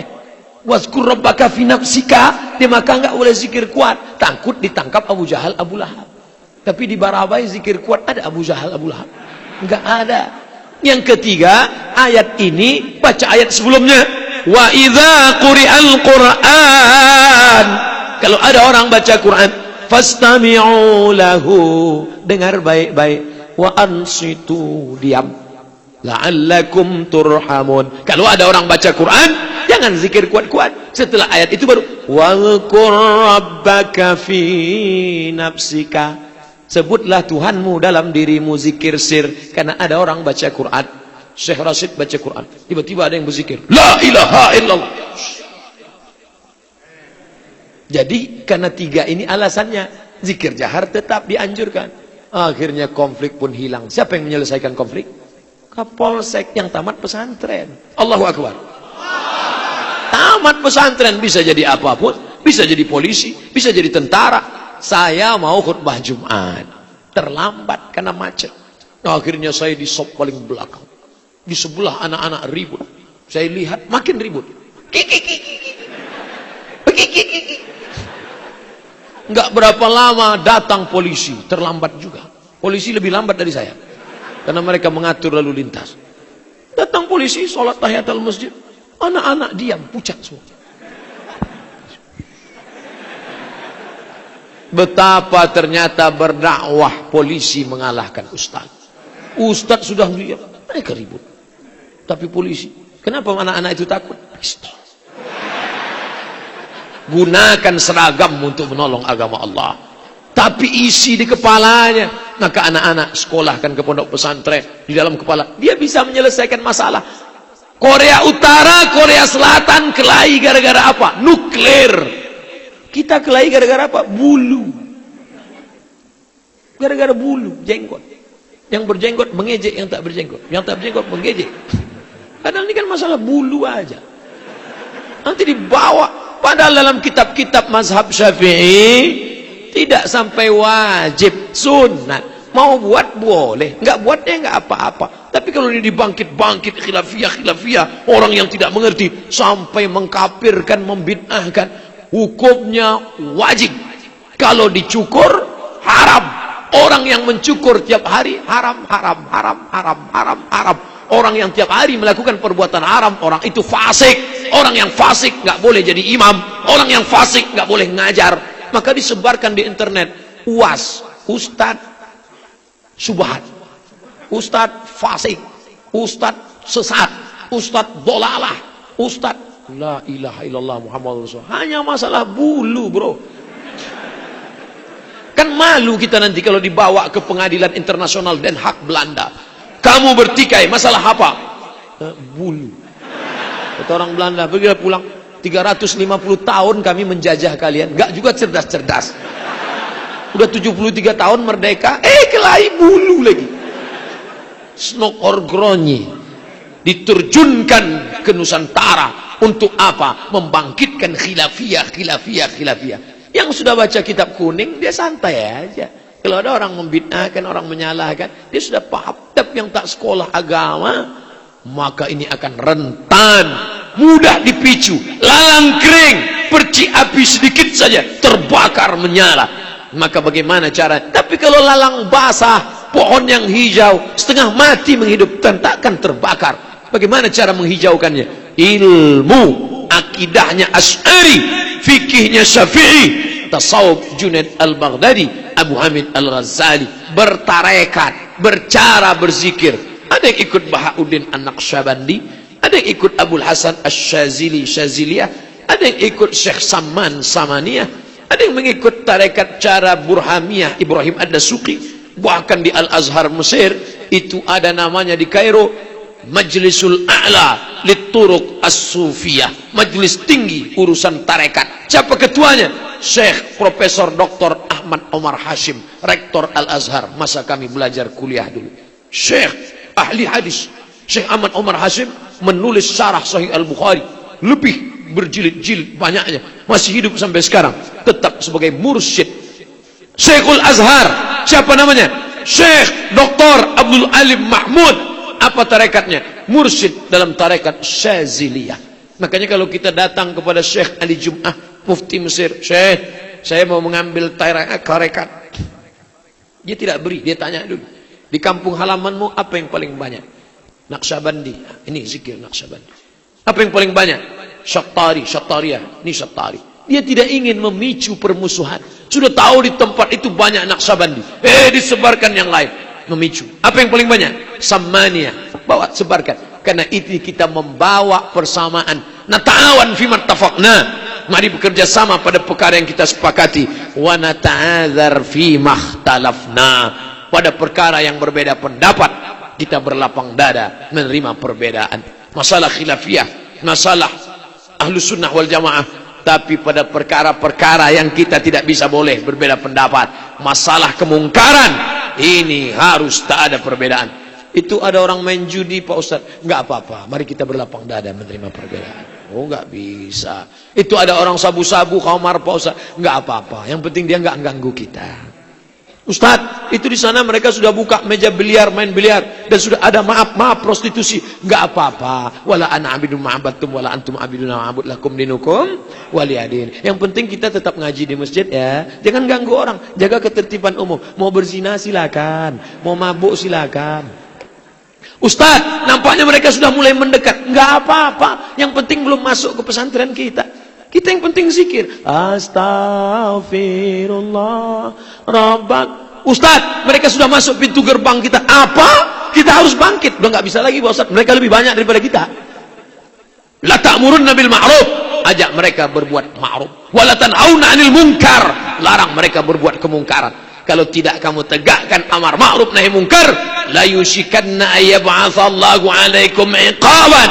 Allah akan menurunkan hukuman. Ketika hukuman itu datang, kalian berdoa beramai-ramai, ya Allah, selamatkan negeri kami, ya Allah. Fala yustajabu lakum. Doa kamu tak dikabulkan karena tidak melaksanakan amar ma'ruf nahi munkar. Alhamdulillah, negeri kita masih tetap tegak berdiri. Ada al-jibalur rawasi, ada benteng-benteng yang kokoh. Al-habaib dan ulama. Daftarkan anak ke pesantren. Daftarkan anak Anda ke pesantren sebelum tanggal berikut ini.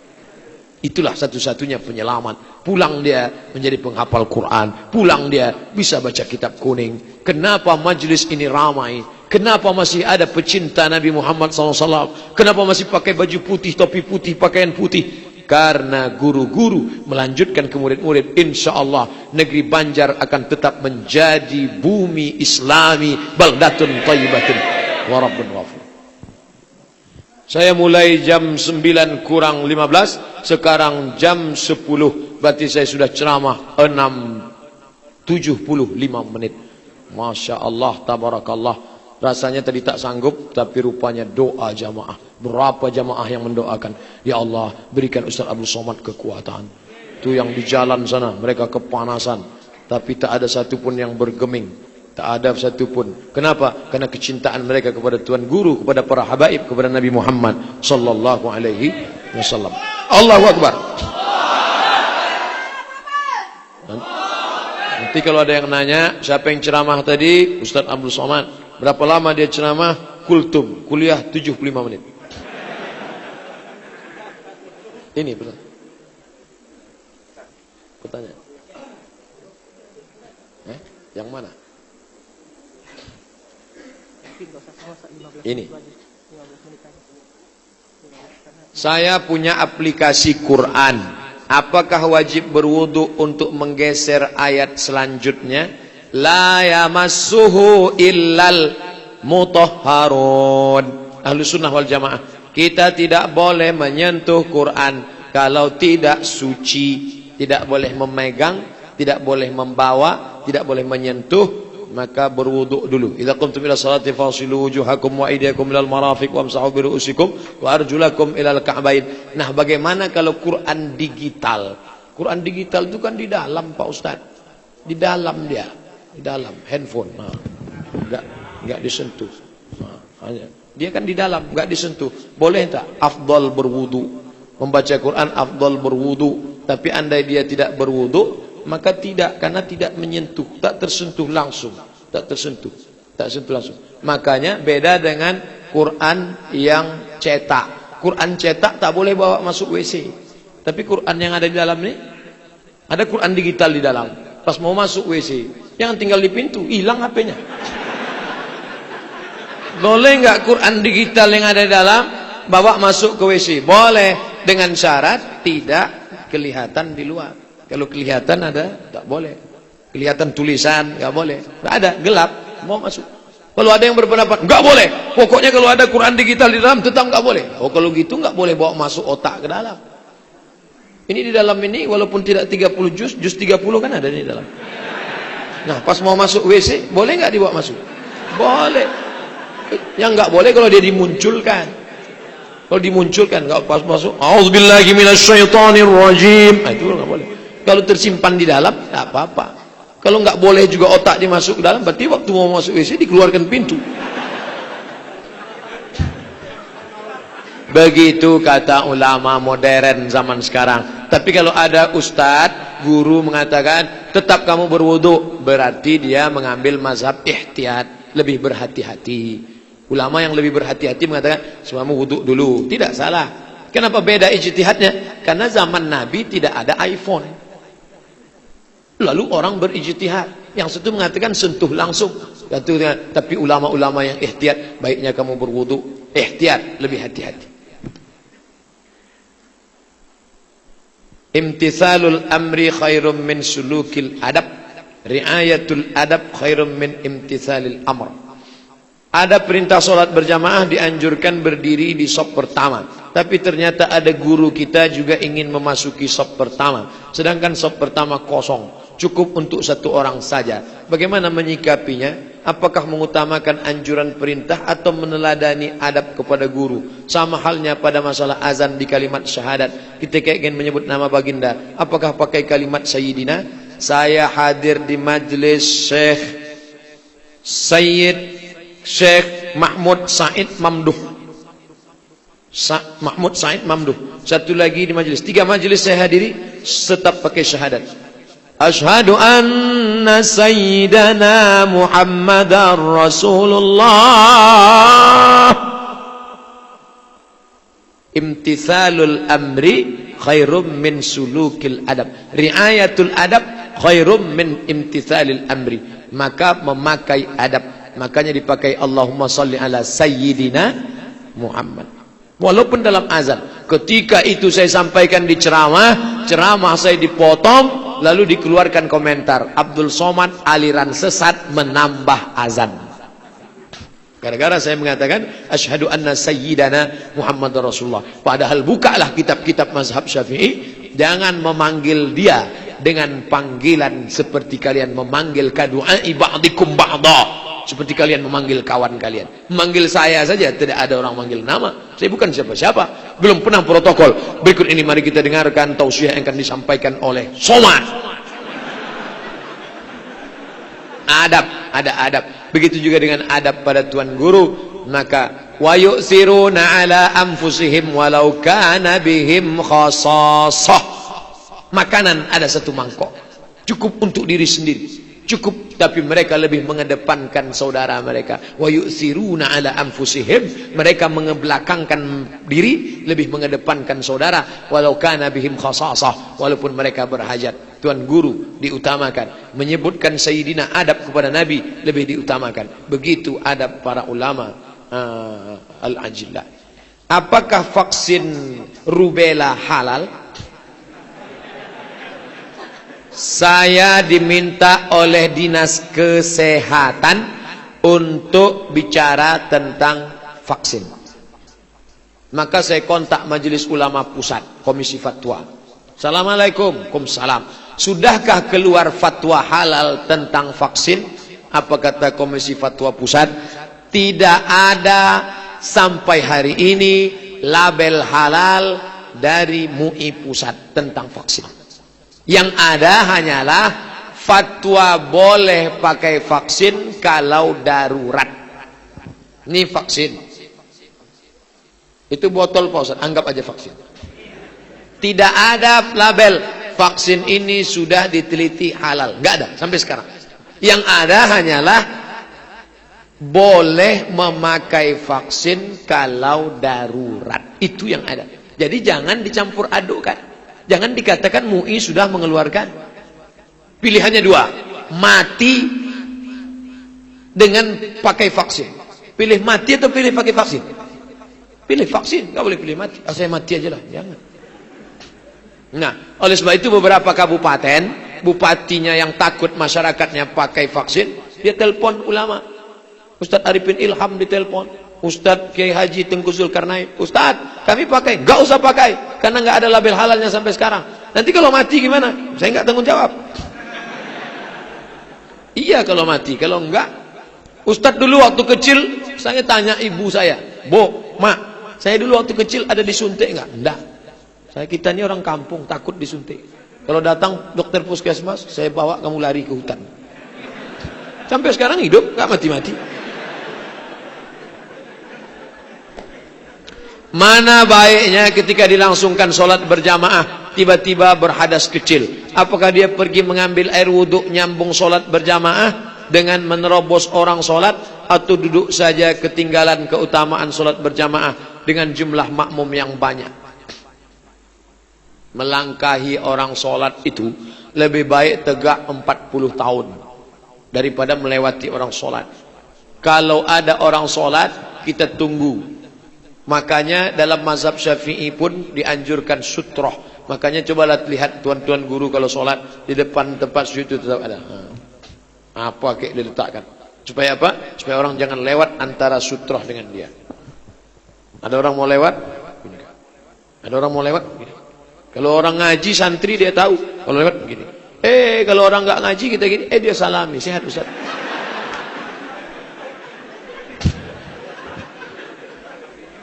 Nah, bagaimana dengan keadaan darurat? Ini kan darurat tingkat tinggi.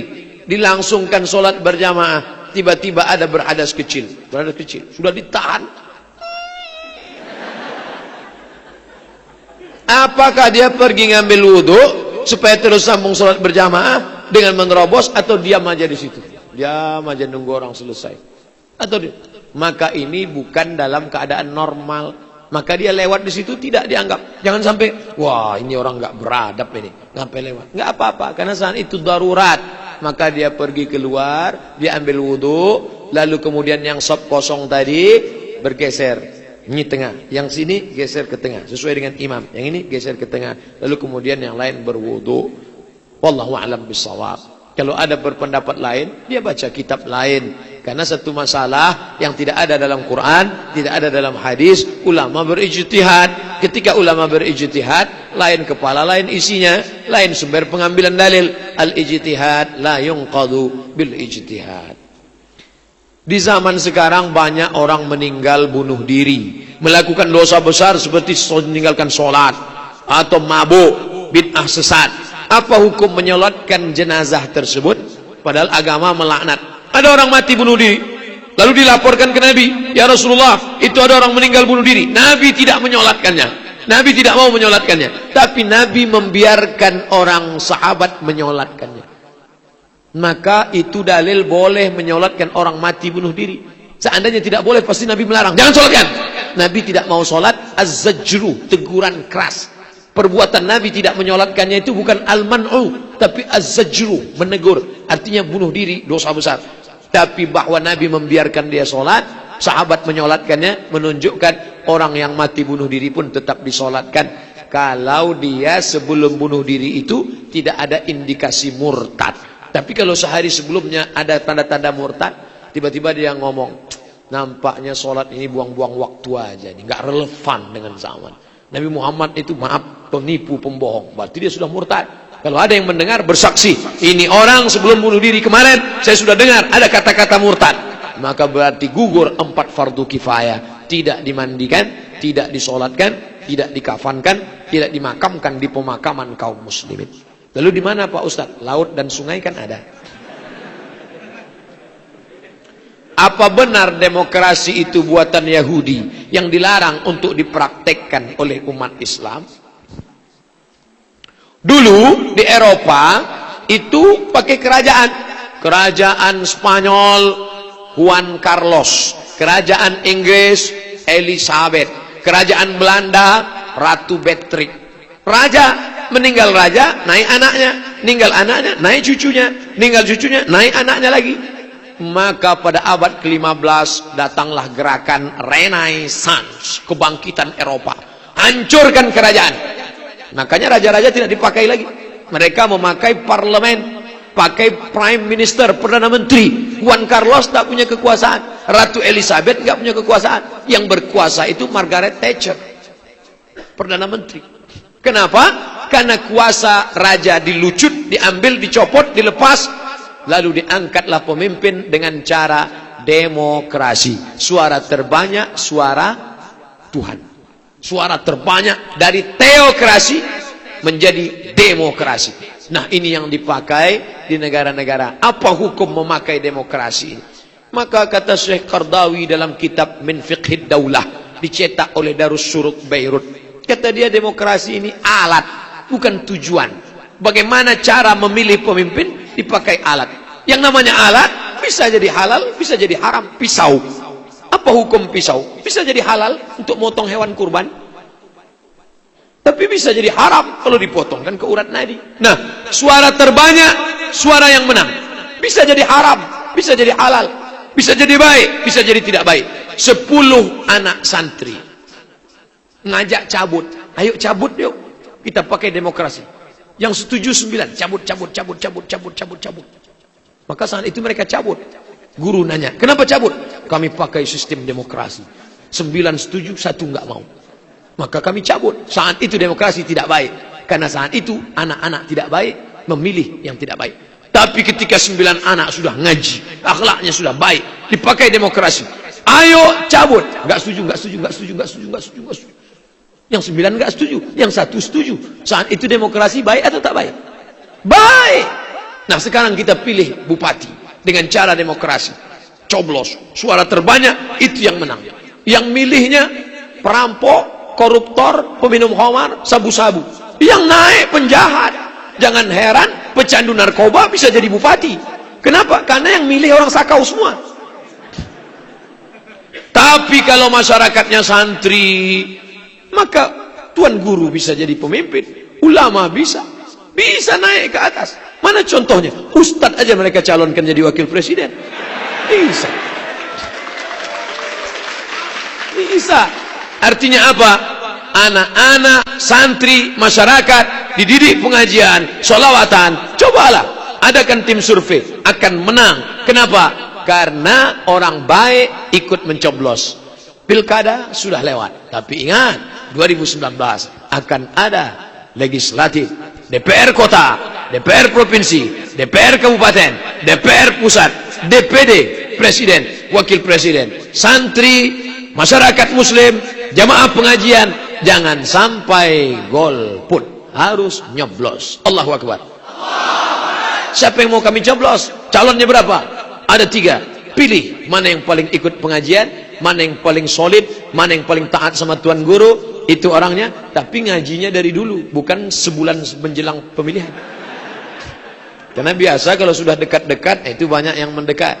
Kalau tidak ada berada, takkan tempua bersarang rendah. Pohon kelapa, di situ sarang burung tempua, dia di atas. Tapi begitu musim padi menguning, dia turun ke bawah. Kapan itu musim padi?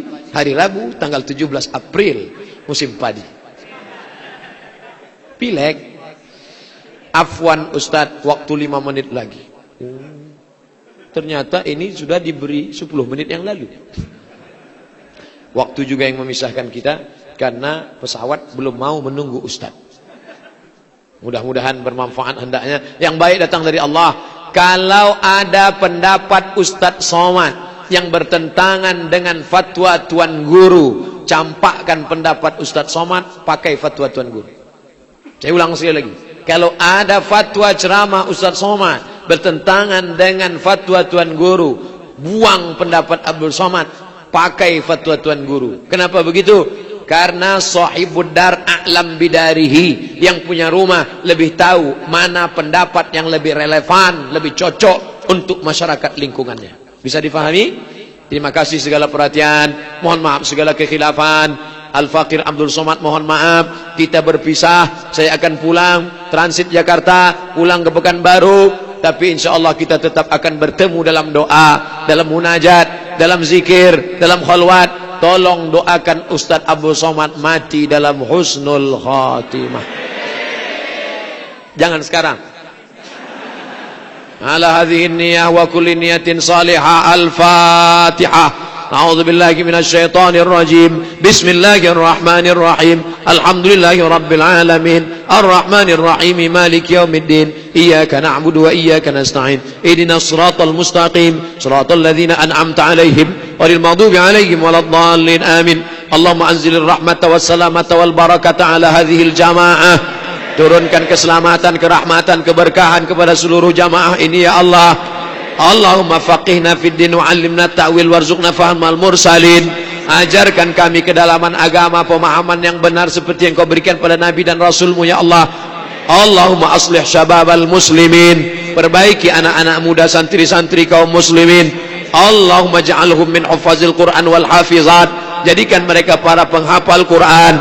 Minal mujahidina fi sabilik bi amwalihim wa anfusihim. Berjuang di jalan agamamu dengan harta dan nyawa mereka. Allahumma dafa'an al-ghala wal waba wal fahsya wal riba wal zina wal munkar. Selamatkan negeri kami dari malapetaka, bencana, riba, zina, narkoba, perbuatan keji dan munkar.